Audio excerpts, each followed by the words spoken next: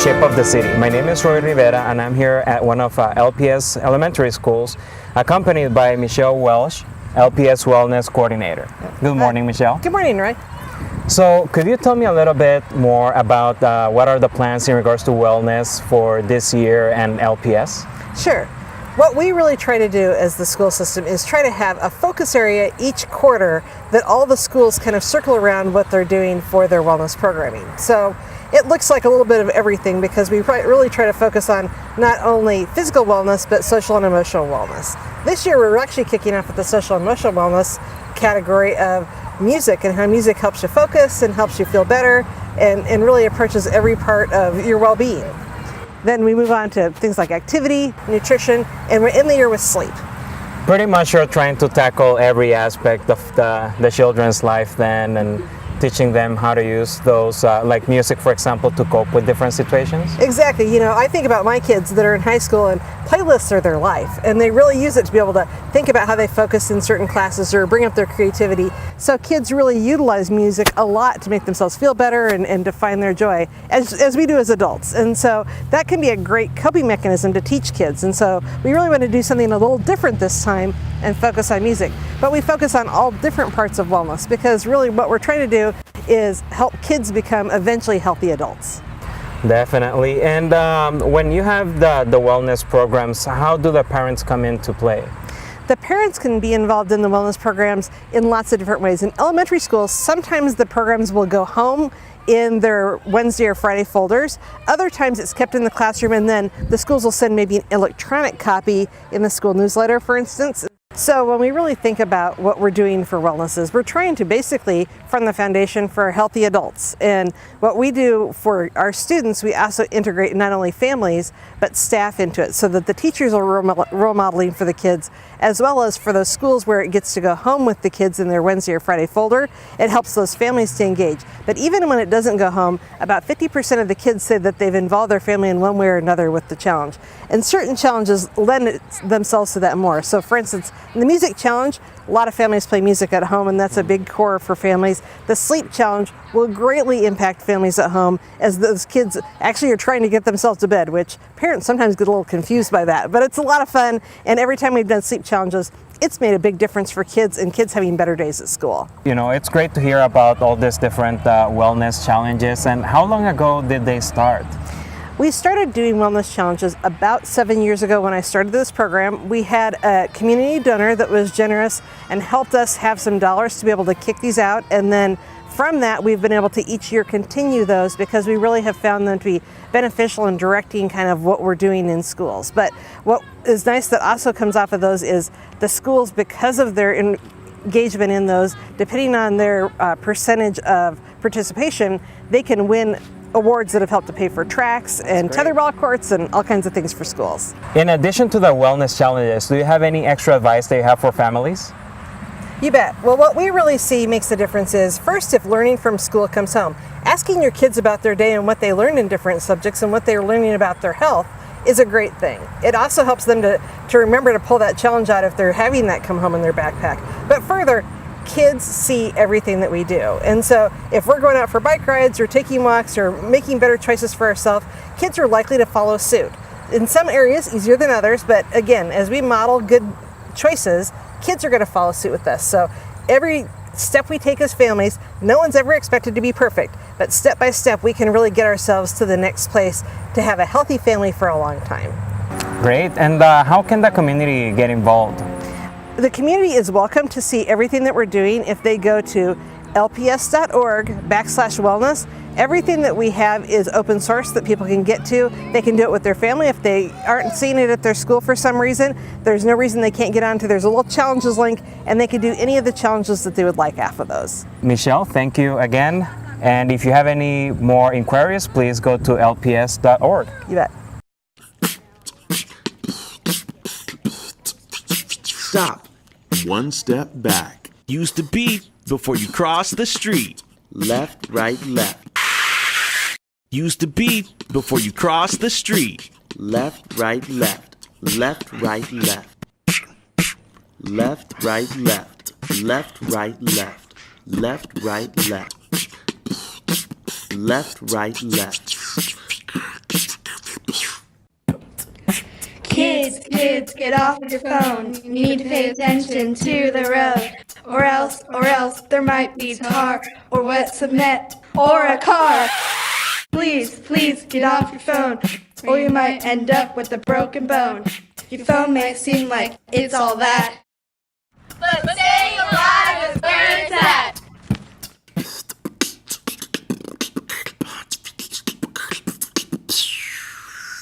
Hi, I'm Melissa Fuller with Shape of the City, and we are at Lefler Middle School. I am with Bob Rauner. He is with Partnership for Healthy Lincoln, and Matt Avey, the curriculum specialist for PE here with LPS. So we want to find out what is going on with physical activity and obesity levels as it relates to LPS. So Bob, give me a heads up about what's going on, what's been happening over the last few years in terms of physical activity and obesity levels as it relates to Lincoln Public Schools. Okay, we've been changing a lot of the health practices in Lincoln Public Schools since about 2010 actually. We've got a long-term decline in obesity rates, and we've also been setting goals on increasing fitness every year in LPS. And we've about 6 straight years of actually gradual improvements in fitness, and we are on track. We want to try to get 80% of the kids passing the fitness test they do by 2020, and I think we're headed that way. So, what have been the big changes that have gone on in those first few years, and where do we still need to go? okay, one of the early wins was reinstituting recess in the schools. 7 years ago didn't have recess, so all schools have recess now and a physical activity break. They've done a lot of things as far as healthier beverages, for example. They don't do a lot of the junk food fundraisers anymore. And then about 5-6 years ago, the PE teachers kind of took out an effort to consciously try and work on improving those fitness rates. And we've been seeing a lot of rates pretty much across the district, and Dr. Avey here has been working a lot with the PE teachers on that. So since you've been here, talk about what you've seen in changes from your point of view. Well, I think at first, just getting an idea of what the historical data looked like, and then actually informing our teachers really helped. So this year, I made it a point, particularly at the beginning of the school year, that they were aware of Bob and I and Partnership for Healthy Lincoln's goal of that 80% by 2020. And having that fresh in their mind makes them recognize and kind of reflect a little bit more on their teaching and what am I doing to make sure that we're getting the most that we can out of an instructional day in PE, because, as you know, middle schools are making those steady improvements, but we're having to maximize all the time we possibly can in elementary school, because they're not getting that physical education, that guaranteed time built into the school day every day like some of the other grade levels are. Where do we still need to go? What are the big challenges ahead, and what can help with those challenges? Okay, well, one of the benefits of having data across the district, you can see where things are getting better and things where things aren't getting better. Our biggest improvements are coming from the middle schools, and I think partly it's because they have PE every other day in middle schools. There's time for things like this to happen. But the place where we're not seeing the gradual improvements are in elementary school, where some schools only have PE once a week. And that's probably our biggest challenge right now. We've got a lot of stuff happening in the summers, for example. Lincoln Parks and Rec and Salvation Army have fitness programs throughout the summer.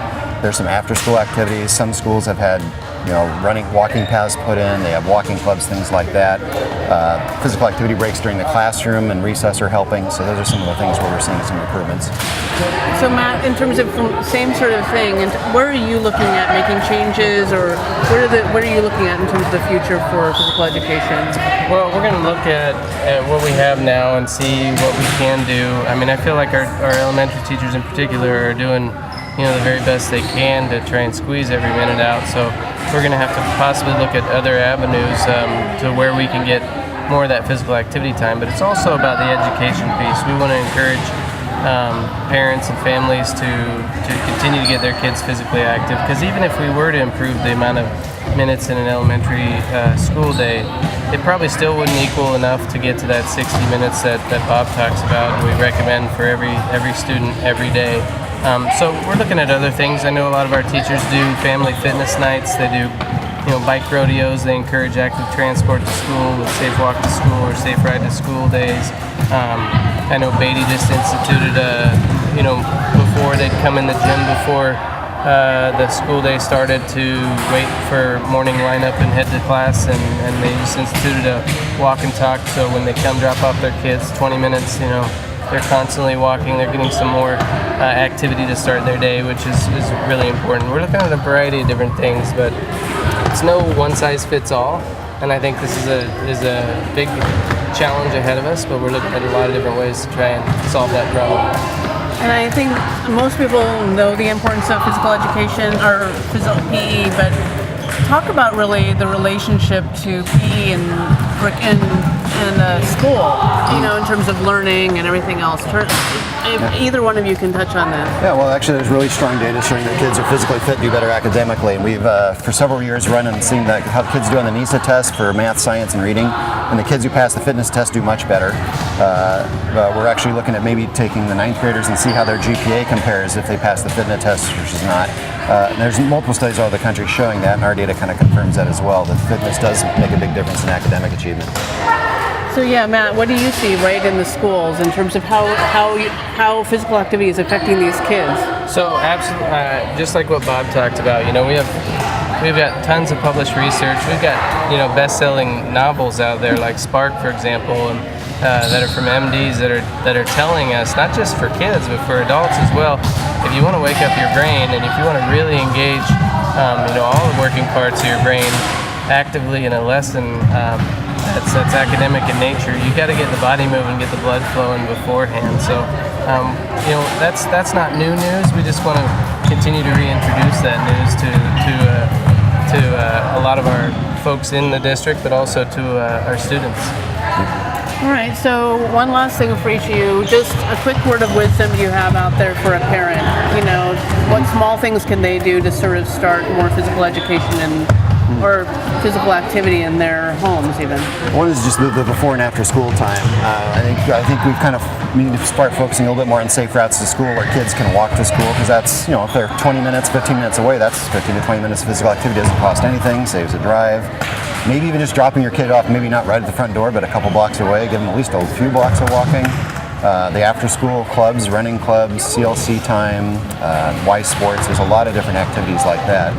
Mm-hmm. And I would just say, even if you're not necessarily interested in organized sports, or that's not necessarily something that one of your students are interested in, modeling is always the best, is a great opportunity for you to say, okay, yeah, we've all had a busy day, we've finished our work day and our school days, and go out and play with it. I mean, yesterday was a top 10 day weather-wise, and I couldn't think of a better thing to do than make sure you get outside, enjoy the day, and be physically active. So that all starts, with them. If they're seeing that their folks are doing it, or at least trying it with them, even if it's not their favorite thing to do in the world, it'll encourage those kids to get active as well. Perfect. Thank you, guys. And looks like we've got a big physical activity day right now. Thanks, guys. Yep, thank you. What if you could add 5 years to your child's life and make your whole family healthier with simple changes? Partnership for Healthy Lincoln wants to help you and your family live longer, healthier lives. It's easier than you think. Take the dog for a walk, play more and text a little less. Swap out a soda for water once a day. Keep fruits and veggies handy for snacking. For more ideas, visit healthylincoln.org. Today I am here with Ashley Carlson at the Belmont Park. Ashley is with Partnership for Healthy Lincoln, and we're here to talk about Streets Alive. Welcome. Thank you. Thanks for having me.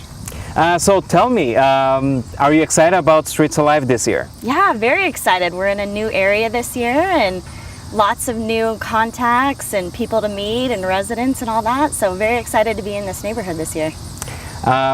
For our viewers that are not familiar with Streets Alive, could you tell us a little bit of the background of Streets Alive, when it started, and what's the objective of Streets Alive? Yeah, you bet. So Streets Alive is actually a concept that came from Bogota, Colombia in 1977. It started there, moved to the U.S. to big cities such as Atlanta, San Francisco, Chicago, and it was an open streets concept where they opened streets to the community, to local businesses, performers, music, dance, all kinds of things. And we found that might be a great event here in Lincoln, so we kind of made it our own, calling it Streets Alive. And this will be our 7th year for this event in the city of Lincoln, so really excited for that this year. What are some of the other areas in Lincoln that have had Streets Alive? Well, we move the event every 2 years, so we've had a few other locations, one being by the Capitol, also highlighting some of the schools around there.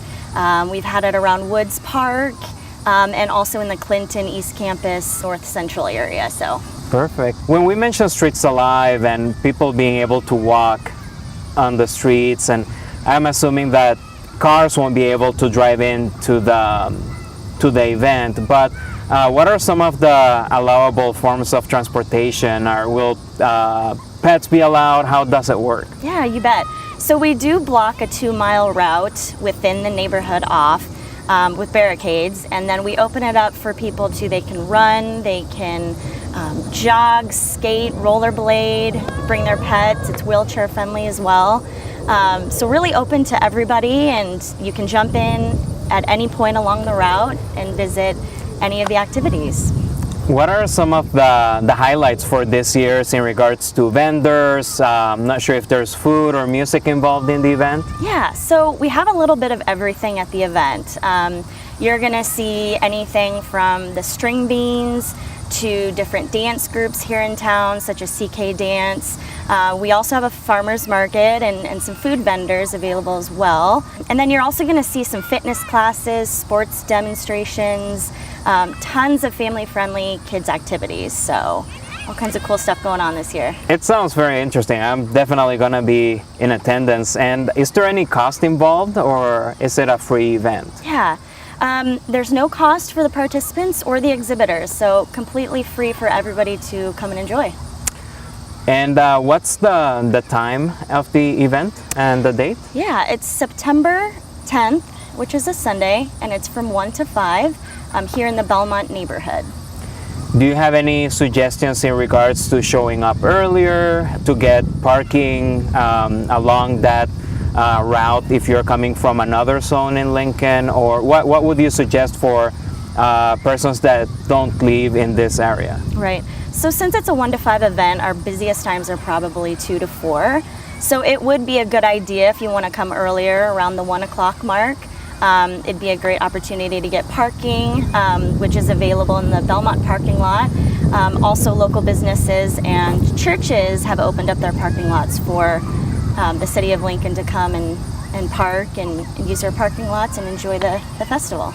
Any other information that they need, they can also go to healthylincoln.org to find out.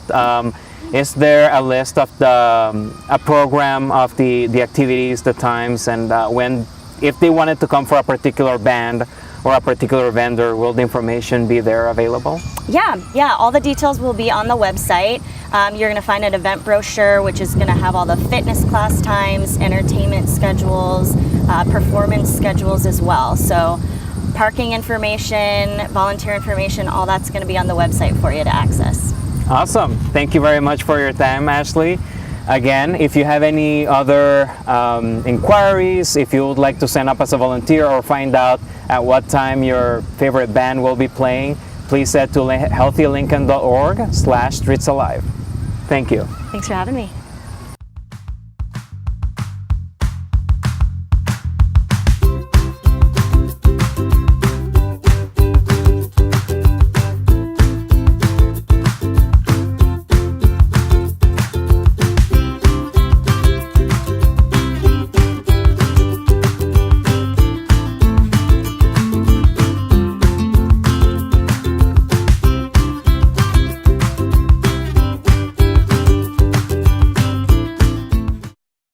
Hello, on this beautiful day I'm here with Jean Gerlach. Jean is the Belmont Rec Center manager as well as a resident of the Belmont neighborhood. Yes. How are you? I'm good, thank you. So excited about Streets Alive coming in September? Yes, very excited. Just excited to show off the Belmont neighborhood and let people know what Belmont's all about and how warm and friendly it can be. It is. And tell me, what are some of the highlights that you would like residents from Lincoln to see about the Belmont area? Well, one of the things that's really nice is Roper Park, which is on the east side of the interstate, has Frisbee golf now. And they actually have the netting on this side of the interstate so that the kids that don't want to cross that busy highway can do Frisbee golf.